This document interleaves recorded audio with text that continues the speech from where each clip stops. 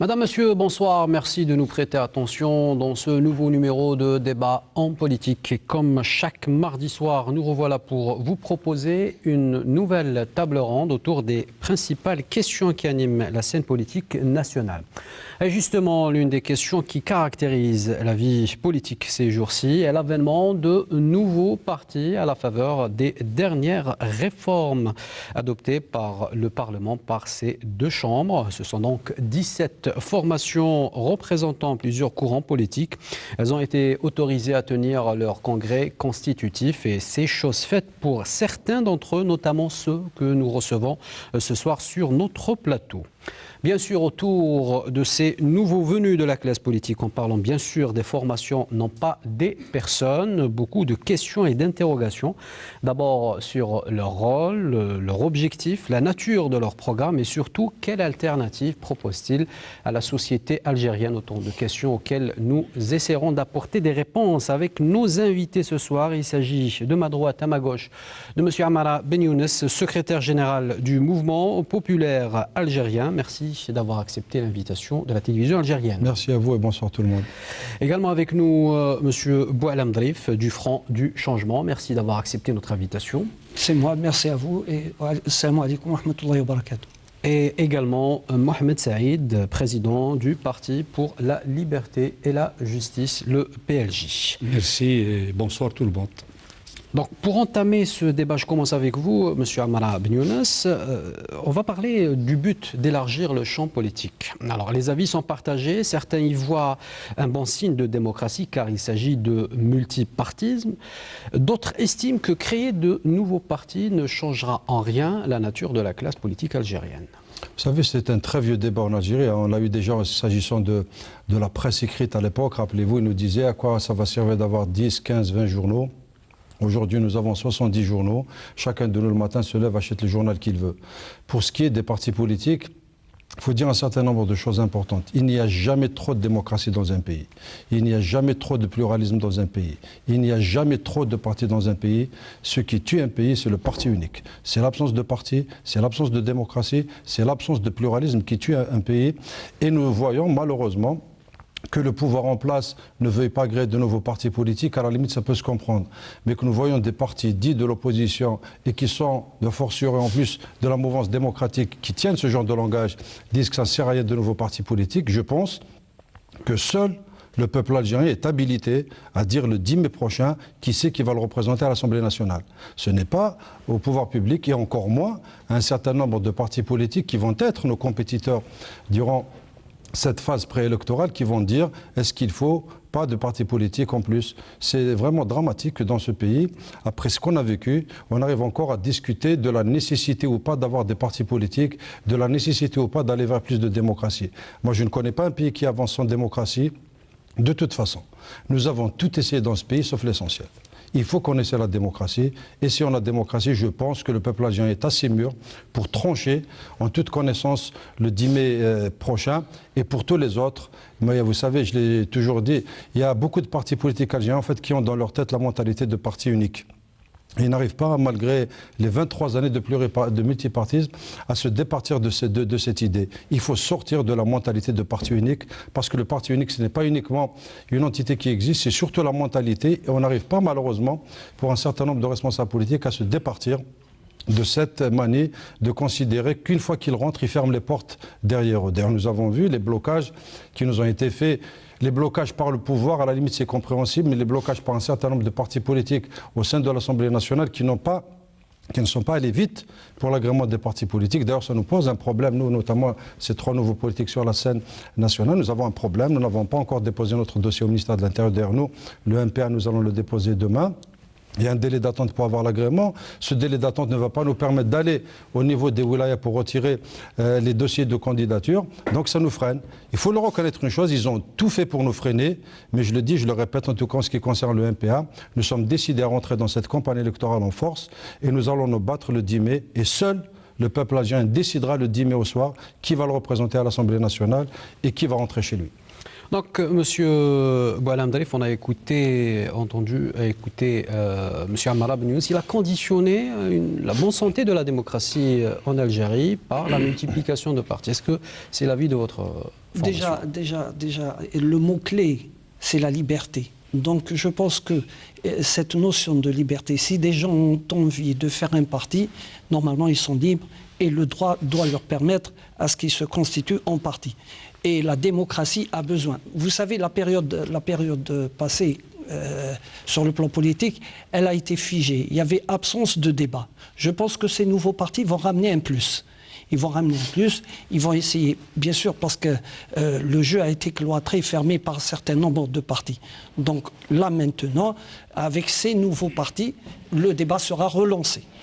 De l'autre côté aussi, il faut bien préciser que le seul juge pour l'existence ou la non-existence des partis, c'est le peuple. Donc, et le peuple doit décider à travers ces élections, à travers le geste de voter sur celui-là ou sur l'autre. L'administration doit reconnaître. C'est au parti de sanctionner, de faire exister, de faire reculer. Je pense que,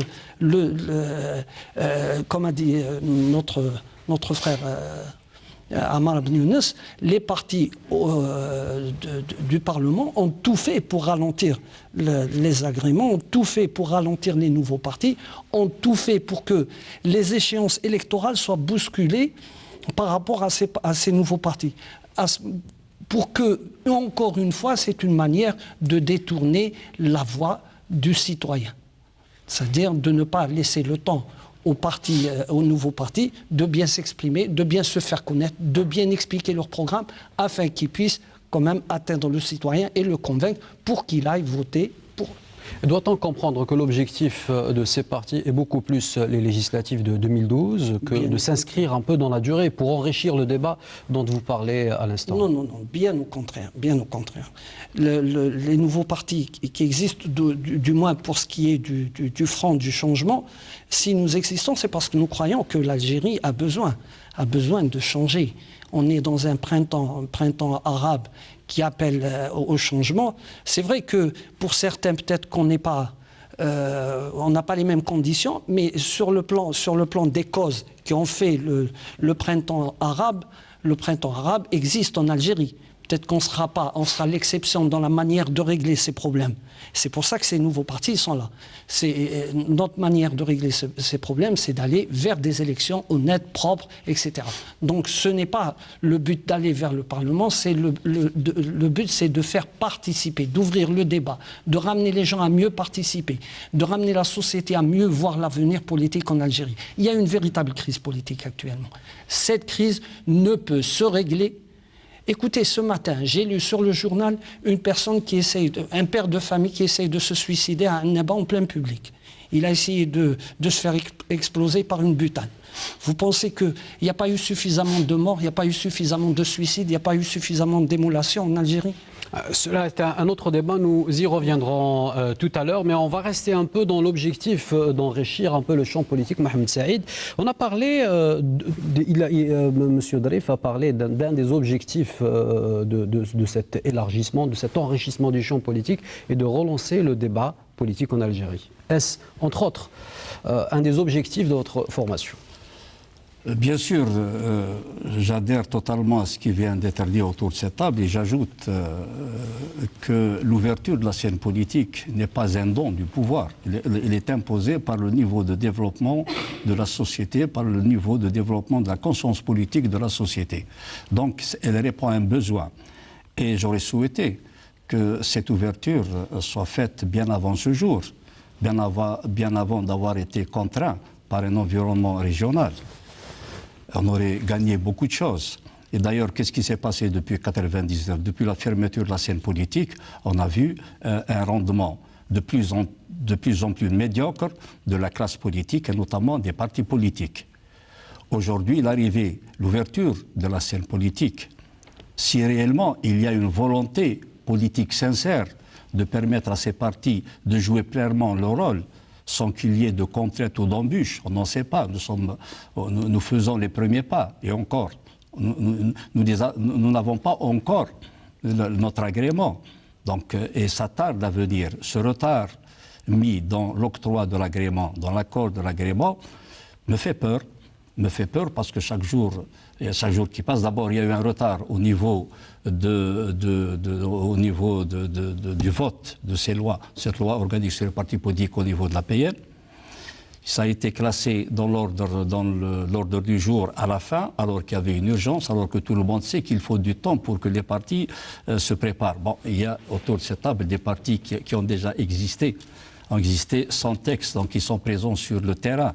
Donc ils ont peut-être une certaine longueur d'onde d'avance par rapport aux autres partis. Mais il y a d'autres qui viennent d'arriver aujourd'hui sur le terrain et ils n'arriveront jamais.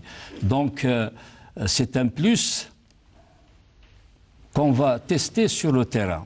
Il y a déjà un handicap pour les prochaines législatives. L'agrément n'est pas encore accordé. Deuxièmement, les moyens matériels dont disposent les partis agréés n'existent pas au niveau des nouveaux partis. Donc déjà, il y a des chances inégales au niveau du départ. La compétition risque d'être faussée et je crains fort qu'aujourd'hui, que le 10 mai, le 11 mai, nous allons nous réveiller avec le 11 mai, nous allons nous réveiller avec le même paysage politique reconduit, avec les mêmes formations politiques, même si quelques visages vont changer. Donc il est temps, il est urgent de procéder tout de suite à l'ouverture concrète de la scène politique, agréer les nouveaux partis et leur permettre, en mettant à leur disposition le strict minimum de moyens, et je précise bien ce que j'entends par les moyens, ce sont les locaux, pas plus, pour qu'ils puissent agir normalement et avoir au moins un minimum de chance par rapport aux partis qui sont présents et qui ne veulent pas du tout, comme l'a dit mon frère Sibinous, qui ne veulent pas du tout de l'arrivée de nouveaux partis. Alors, pardon, si vous êtes sûr de vos troupes, moi je n'ai pas peur d'aller vers la compétition. M. Mahala Ben Younes, certains vous diront que l'expérience a montré que la multiplication du nombre des partis n'a pas été d'un grand apport en matière de contre-pouvoir. L'expérience algérienne a montré quelque chose de fondamental, il ne faut pas qu'on l'oublie. Elle a montré que quand on instrumentalise la religion à des fins politiques, ça débouche sur une catastrophe. C'est ça que nous avons vécu ces 22 dernières années. C'est ça, c'est l'instrumentalisation de la religion qui a débouché sur la crise que nous avons vécue. Et puis, il faut dire qu'il y a une crise de confiance entre les Algériens et toute la classe politique, pouvoir et opposition compris. Il faut reconnaître que la majorité des partis politiques n'ont pas joué le rôle qui devait être le sien. Il faut quand même atténuer ça par le fait que la majorité des partis, notamment de la mouvance démocratique, ont subi les effets du terrorisme. Pendant une dizaine d'années, il n'était pas facile de faire de la politique en Algérie, c'était pas évident. Combien de militants politiques assassinés, combien d'intellectuels, combien de journalistes. Donc il y a eu cette chape de plomb, ce phénomène de violence terroriste qu'il faut pas oublier. Par contre, depuis ces 10 dernières années, le moins que l'on puisse dire, c'est quand on va aux élections, il y a un taux de participation qui est faible, et ça, qu'on le veuille ou non, c'est la faute incombe à toute la classe politique, qu'elle soit pouvoir ou opposition, parce que demain, nous, si on décide tous d'aller à ces élections, se présenter à ces élections, si le taux de participation est faible, nous avons notre part de responsabilité en tant que parti, même si nous sommes dans l'opposition, parce que nous n'avons pas pu convaincre le peuple algérien d'aller voter. Et puis, si vous permettez, moi, j'aimerais revenir sur une expression. Moi, quand je l'entends, mes cheveux ils se dressent. C'est l'expression du printemps arabe. Très franchement, je ne vois pas d'abord où est-ce qu'il y a ce printemps. On a parlé de révolution du jasmin en Tunisie, je n'ai pas vu un seul jasmin en Tunisie. Quand on voit sur quoi ces révolutions ont débouché, moi je tiens à te le dire d'une manière calme et d'une manière sereine. Là, je ne me reconnais ni dans la Tunisie de Ben Ali, et encore moins dans celle de Rennouchi. Je ne me reconnais ni dans la Libye de Kadhafi, encore moins de celle de Abdel Jalil. Nous avons notre propre expérience, nous avons notre propre histoire. Ce que je dis, ce n'est pas pour diminuer de la valeur des autres peuples, mais l'Algérie est un pays à part dans le monde arabe musulman quand même. Nous avons une histoire complètement différente. Nous nous sommes libérés seuls contre le colonialisme français. Nous avons combattu l'OTAN. Nous avons perdu 1,5 million de nos meilleurs enfants qui sont morts pour la libération de ce pays. Durant la période dite de parti unique, les Algériens n'ont jamais baissé les bras, des ligues de droits de l'homme se sont créées, des patriotes se sont battus contre le régime du parti unique. Nous avons connu notre printemps, par contre c'est un véritable printemps, nous l'avons connu en 1980, le printemps algérien c'était 32 ans avec ce qu'on appelle maintenant le printemps arabe. Nous avons connu une révolte qui est absolument incroyable, plus de 500 jeunes qui ont été assassinés En octobre 88, nous avons été le premier pays du monde arabo-musulman à aller vers la pluralité, vers la démocratie, vers le pluralisme. À partir d'octobre 88, les libertés, beaucoup de partis politiques. Nous sommes malheureusement tombés dans le piège du terrorisme. Et même par rapport au terrorisme, nous sommes le seul pays jusqu'à présent dans le monde à avoir vaincu seul le terrorisme. Aucun pays au monde n'a encore s'est débarrassé militairement du terrorisme. Nous l'avons vaincu seul. Et après, nous sommes quand même le seul pays de ce monde arabo-musulman où nous avons plus de 70 quotidiens nationaux tous les jours. Et puis pour terminer, nous sommes le seul pays du monde arabe à avoir 4 anciens chefs d'État qui sont en vie et en liberté dans notre pays. Nous n'avons jamais vu un chef d'État algérien qui a été lynché, qui a été traîné dans la boue, qui a été assassiné par je ne sais qui. Donc cessons s'il vous plaît de comparer. L'Algérie est un pays exceptionnel, il faut le dire. Nous n'avons rien à voir avec ces pays en matière d'histoire, en matière de politique, en matière de militantisme. Nous ne devons rien à personne. Moi, je suis extrêmement fier d'être algérien et l'expérience que nous avons vécue, je pense que moi, très franchement, mon modèle, ce n'est pas la Tunisie de Ranouchi, ce n'est pas la Libye de Abdel Jalil. Mon modèle à moi, c'est mon pays.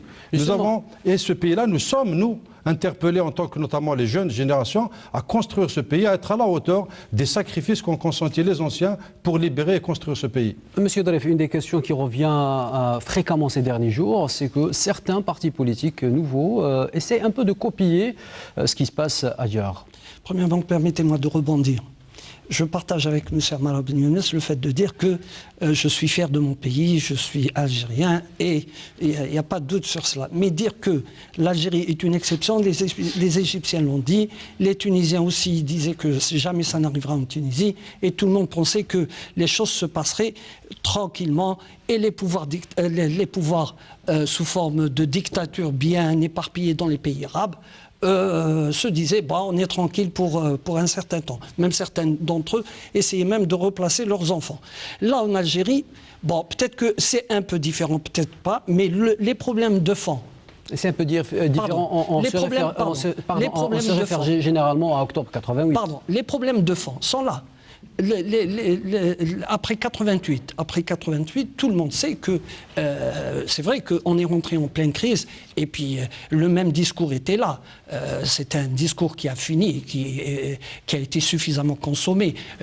On ne veut pas d'instrumentalisation ni de la religion, ni du droit, ce qu'on appelle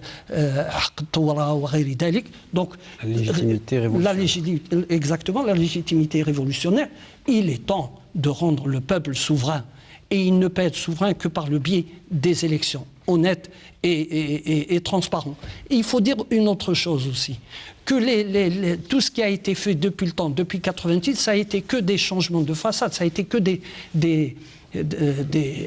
islahats de façade. Et là, écoutons, de grâce, on est dans une nouvelle ère. Il faut dire adieu aux dictatures, il faut dire adieu aux libertés, il faut dire adieu à l'oppression. Il faut permettre à ce qu'il y ait une liberté d'expression, il faut permettre à ce qu'il y ait un débat politique, il faut permettre à ce que le peuple gouverne par le biais des élus. C'est pour ça que nous demandons, que nous parlons d'une crise politique et c'est pour ça que nous demandons actuellement une deuxième république qui doit être construite sur la séparation des pouvoirs depuis le temps. Et quelle sera la nature de la deuxième République? Vous n'avez qu'à sortir dans la rue et demander aux gens qu'est-ce que vous pensez des élus. Depuis 30 ans, depuis 40 ans, depuis 50 ans, ils vous diront c'est des gens qui sont payés, chèrement payés, pour lever la main. Et toutes les décisions de vote viendront du sommet. Là, écoutez, il y a un problème. Le peuple ne se reconnaît pas dans son Parlement. Le système n'est pas là pour servir le peuple, mais plutôt pour servir certains intérêts bien centrés. Il faut revenir quand même à une logique politique qui doit prendre en charge le peuple est le premier roi de ce pays. Mohamed Saad. Je crois que le problème de fond en Algérie est un problème institutionnel et un problème de légitimité. Les élections, me semble-t-il, ne régleront aucun problème tant qu'on n'a pas réglé le problème des institutions. L'expérience a démontré que chaque période, que chaque chef d'État vient avec sa propre constitution. Et nous vivons donc une instabilité constitutionnelle décennale. tous les 10 ans à peu près, nous avons une instabilité constitutionnelle, il y a eu une remise en cause des institutions qui sont en place. Je crois qu'il est temps que la classe politique, par une démarche consensuelle, s'entende une fois pour toutes sur le régime constitutionnel qui vaille le mieux pour l'Algérie. Si on se sent éloigné un peu de ce débat consensuel. Malheureusement, on l'est. C'est pas qu'on se sent, on l'est dans la réalité, c'est ça. Parce que la classe politique, les hommes politiques, les partis politiques en Algérie ne dialoguent pas entre eux suffisamment. Chacun vit dans sa tour d'ivoire et on se parle à travers la presse ou alors occasionnellement. Donc revenir au problème de base, c'est le problème d'institution. Il faut qu'on s'entende une fois pour toutes, l'opposition, le pouvoir, la société civile, sur le modèle constitutionnel qui doit régir l'Algérie de demain. Et pour cela, il faut absolument qu'il y ait une démarche constitutionnelle. Ce n'est pas l'affaire du tout d'un seul parti, même s'il a la majorité à l'Assemblée. Et ce n'est qu'à partir de ce jour-là que les élections auront un sens. Sinon, ce sera toujours du replâtrage, ce sera toujours un report d'un problème qui reste posé. C'est très important, je souligne une fois de plus, ces démarches consensuelles pour, une fois pour toutes, régler le problème de la forme constitutionnelle de l'Algérie de demain. Amar Abenius, en parlant de débat consensuel, pensez-vous que le problème des Algériens aujourd'hui réside dans un dialogue ou un discours plutôt basé sur une opposition d'idéologie? Non, vous savez, on a l'impression qu'on revient un peu en arrière. Les Algériens sont en train de se débattre dans des problèmes qui sont absolument dramatiques, des problèmes de chômage, des problèmes de logement, des problèmes d'insécurité, des problèmes de graves crises de confiance avec les pouvoirs publics et avec toute la classe politique. Et ce n'est pas le discours des politiques. Oui, d'ailleurs, nous, un de nos objectifs, nous, en tant que nouveau parti politique, c'est d'essayer, un tant soit peu, avec les moyens dont nous disposons, d'essayer de rétablir au mieux cette confiance et d'essayer de parler aux Algériens, de leur parler de leurs vrais problèmes. Parce que c'est vrai que quand on reste sur les débats strictement idéologiques et philosophiques, les Algériens ne se sentent pas beaucoup concernés par ce genre de débat, quoique c'est important quand même. Le socle philosophique, idéologique d'un parti politique est fondamental, il est extrêmement important. Mais il est temps, pour nous, du moins nous considérons un PA, que notre campagne électorale, nous allons la faire, nous allons parler aux Algériens de leurs problèmes et des solutions que nous comptons leur apporter. Mais c'est vrai que c'est un pays où il n'y a pas du tout de débat entre la classe politique. Il n'y a pas de consensus dans la classe politique. Comme disait Sidi Mohamed Saad, on ne voit jamais les partis politiques se rencontrer, discuter, débattre d'une manière civilisée. Chaque parti est dans son coin, chaque parti a ses préjugés sur les autres partis politiques. Et le moment des élections, on vient, et la plupart du temps, c'est des invectives, on s'insulte, et puis on repart. Et puis après, il y a des élus qui sortent. Vous savez très bien comment ces élus ont été élus ces derniers temps. Donc, c'est vrai qu'il faut essayer de chercher un consensus sur un certain nombre de problèmes. Mais en même temps, il faut dire une chose importante, le débat contradictoire est le moteur de la démocratie. Il ne peut pas y avoir de démocratie avec un consensus global et mou sur toutes les questions. Il y a des projets de société qui sont différents, il y a des programmes qui sont différents, il y a des idées qui sont différentes, il y a des projections qui sont différentes, et c'est justement le rôle des médias lourds, notamment comme la télé, comme ce soir, de permettre qu'il y ait une confrontation d'idées. Puisque nous, les démocrates, à ma connaissance, nous n'avons jamais tué quelqu'un. Hein. Quand on disait tout à l'heure, quand je parlais de l'instrumentalisation de la religion à des fins politiques, nous n'avons jamais vu un militant de la mouvance démocrate, de la mouvance nationaliste, exécuter un autre Algérien. C'est cette politisation de la religion qui nous a amené à ça. Donc il faut qu'il y ait un débat contradictoire entre nous d'une manière civilisée. Et c'est aux Algériens de trancher le 10 mai en faveur de tel ou tel projet de société, de tel ou tel Quand vous parlez de ligne de démarcation, entre les démocrates progressistes et la mouvance islamiste? Moi, je pense qu'en Algérie, on va devenir comme tous les grands pays démocrates au monde. Nous allons nous diriger vers une séparation, vers deux grands projets de société, vers deux grands courants politiques. Toutes les démocraties du monde, il y a deux grands courants politiques qui représentent la majorité de la société. Vous avez après des courants plus ou moins importants qui sont dans cette société. Ici, chez nous, en Algérie, je pense qu'on va aller vers l'évolution d'un courant démocrate, patriote, moderniste, vers un courant islamo-conservateur. Mais il faut absolument, ça c'est une chose sur laquelle nous n'allons jamais négocier, il faut absolument écarter les extrémistes de cette affaire. Et vous pensez que cela apportera un plus à la vie politique? Oui, parce que quand les courants politiques seront identifiés avec des projets de société clairs, avec des idées claires, avec des principes clairs, le peuple algérien aura le moyen de choisir. Si cette fois-ci nous les démocrates en perdent, c'est tant pis pour nous, il faut qu'on se batte pour la prochaine fois, on regagne l'élection. Mais, condition. Une condition, le respect absolu de la Constitution, le respect absolu de toutes les lois de la République par l'ensemble des acteurs politiques algériens dans ce pays. Si ce cadre républicain est préservé, eh ben, marhaba pour le débat avec tous les partis politiques et tous les acteurs qui acceptent ça. Et moi, personnellement, je m'engage à reconnaître le résultat des élections avec l'ensemble des formations politiques qui s'inscrivent dans le cadre du caractère républicain et démocratique de l'État algérien. Monsieur Dreyf, quelles garanties peuvent apporter les partis dits de la mouvance islamiste pour le respect de ce cadre républicain dont parle Ammar Abn-Younes? Écoutez, déjà premièrement, nous on est très à l'aise. Vous savez, il a bien dit, M. Ammar Abn-Younes, il a dit que derrière chaque mouvance, chaque parti, il y a un courant idéologique, il y a un courant philosophique. Donc il y a des partis qui ont le droit de s'inspirer de la philosophie de Marx, il y a d'autres qui ont le droit de s'inspirer de la philosophie de Hegel ou Engels ou ce que vous voulez. Il y a d'autres qui peut-être trouveront un Mao plus intéressant et peut-être d'autres trouveront que Trotsky c'est plus intéressant. Nous pensons que nous sommes un parti politique qui est actif sur la scène politique et qui fait de la politique. Et nous nous inspirons sur les fondements de ce pays. C'est-à-dire nous revenons toujours à ce qui est Doustour, à ce qui est le Coran ou le Sunna, etc. On est très à l'aise. Le pays est musulman, le peuple est musulman, on est très à l'aise. C'est vrai que le discours extrémiste, quelle que soit son origine, l'extrémisme n'existe pas seulement chez les islamistes, l'extrémisme existe dans le monde entier. Vous trouvez l'extrême droite, l'extrême gauche, l'extrême droite, etc., etc. Donc nous, on est à l'aise. On se considère comme un mouvement très central. Donc on est très central, on est vraiment juste au milieu. Mais je vous poserai une question. Est-ce que, autant que parti islamiste, est-ce que vous accepteriez de faire de la politique dans un État laïque, comme c'est le cas par exemple en Turquie?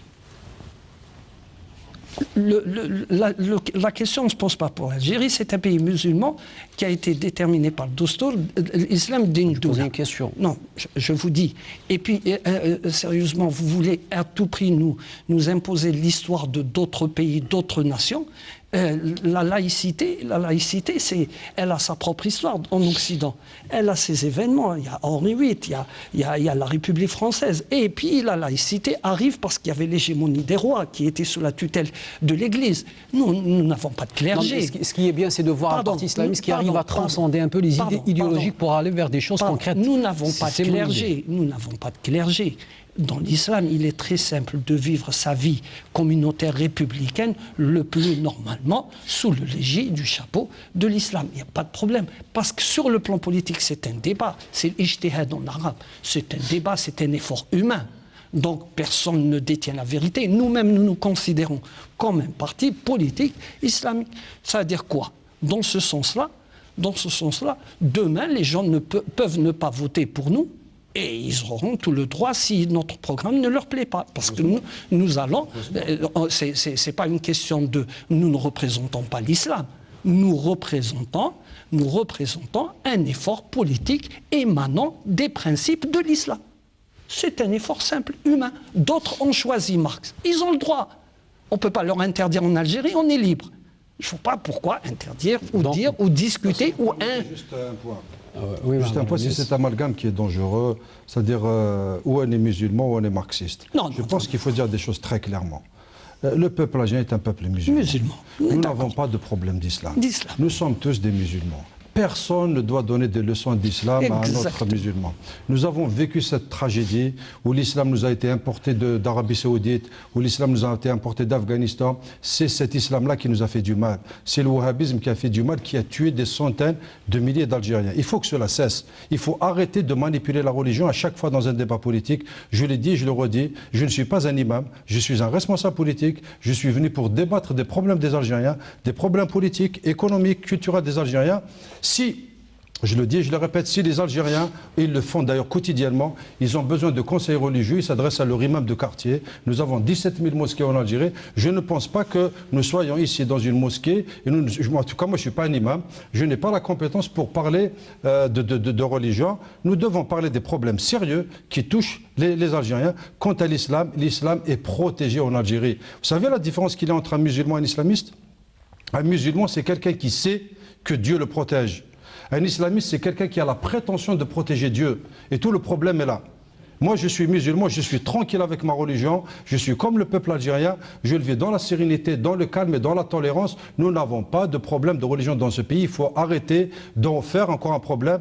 Le retour aux années 90 est absolument impossible. Nous ne pouvons pas nous permettre de repartir 20 ans en arrière. Nous avons assez donné dans ce domaine. 200 000 morts, ça suffit. Barakat. Mohamed Saïd, permettez-moi de rebondir un peu. Ça va être un Non, je suis désolé. Non, parce qu'il a rebondi. Donc, c'est plutôt lui qui vous a pris la parole, c'est pas moi. Mais permettez-moi de rebondir. Il faut en tenir compte. C'est vrai que il n'y a pas de problème sur le plan de l'islam en Algérie et tout le monde est d'accord. Tout le monde est à l'aise. Alhamdoulilah. Mais vous n'allez pas reprocher aux gens de vouloir gérer une société par le biais des principes de l'islam. Lui, il parle de imam. L'islam ne s'est pas arrêté à l'imam. C'est pas vrai. Le prophète, les principes du prophète gèrent notre vie de la naissance jusqu'à la mort. Pourquoi il va s'absenter dans ce qui est cadre politique? Puis il y a tout un ensemble d'écoles qui ont parlé dans ce domaine-là et on peut s'inspirer. C'est notre histoire. On est à l'aise, il n'y a pas de problème.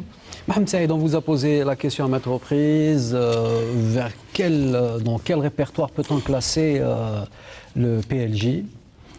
Et je pense que votre parti est arrivé à transcender un peu ce débat idéologique pour proposer des questions, j'allais dire, un peu plus concrètes.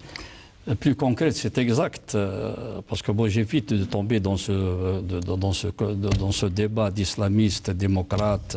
Et pourtant on a souvent dit que le PLJ était un parti d'obédience islamiste, enfin ce qui a été rapporté. Je vais vous répondre dans quelques instants, mais au départ, tout d'abord, ce débat intéresse les Algériens dans la mesure où il apporte des réponses à leurs préoccupations.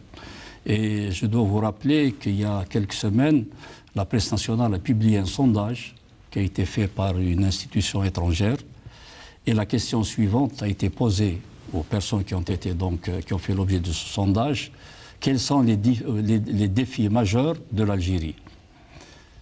4% uniquement d'Algériens ont dit que le défi majeur de l'Algérie, c'est le renforcement de la démocratie. 70% ont dit que le défi majeur, c'est la lutte contre la pauvreté, la lutte contre le chômage et la lutte contre la cherté de la vie. Donc aujourd'hui, déjà, ce que les Algériens attendent de la classe politique d'une manière générale, ce sont des solutions concrètes à leurs problèmes. Le débat islamiste, c'est à la limite les islamistes, démocrates, nationalistes, patriotes, à la limite, oui, il existe. Mais peut-être chez les Algériens, il intervient en second lieu. Donc le plus important, c'est de nous pencher sur les préoccupations des Algériens et comment on peut prendre en charge ces préoccupations.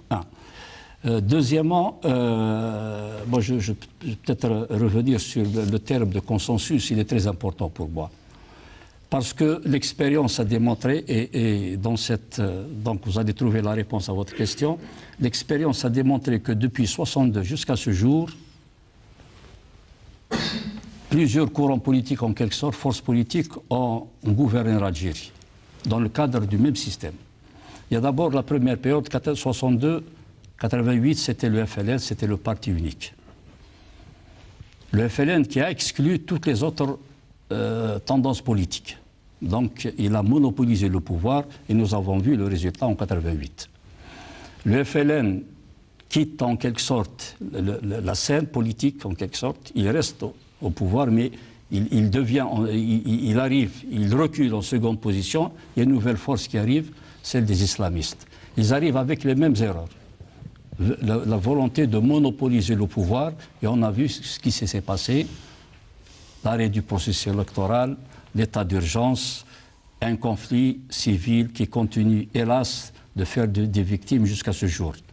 Cette force politique a été exclue du champ politique. Arrive une autre tendance, où il y a démocrates, où il y a tout un agglomérat de forces politiques qui ont exclu à la fois les nationalistes du FLN et les islamistes de la mouvance qui existait alors. Et on a vu ce que ça a donné. Résultat de tout cela, c'est quoi? C'est que l'Algérie ne peut pas être gouvernée par un seul courant politique. L'Algérie ne peut être gouvernée que par un consensus entre l'ensemble des courants politiques. Et c'est le postulat de base, la principale motivation de la création du Parti de la liberté et de la justice. Voilà donc la réponse à votre question. Et le nationaliste, il a forcément un attachement à l'islam. Le démocrate a forcément un attachement à sa religion, Amara vient de le préciser. Et je pense qu'il ne faut pas, dans notre débat politique, favoriser, mettre en exergue la dimension religieuse parce qu'elle nous appartient à tous. De même que l'esprit, la culture démocratique doit nous unir tous. Donc il ne faut pas partir de cette idée de monopoliser. Moi, je monopolise les droits de l'homme, vous monopolisez la religion, vous monopolisez les libertés publiques, les autres monopolisent la majorité, on n'en a pas parlé. Tout ça, c'est un bien commun à tous les Algériens et à nous tous de le défendre. Donc qu'on les exclut du champ du débat politique et qu'on se mette à travailler ensemble, chacun selon ses efforts, selon sa vision des choses, à trouver des solutions aux problèmes qui font avancer la société. Justement, c'est en s'exprimant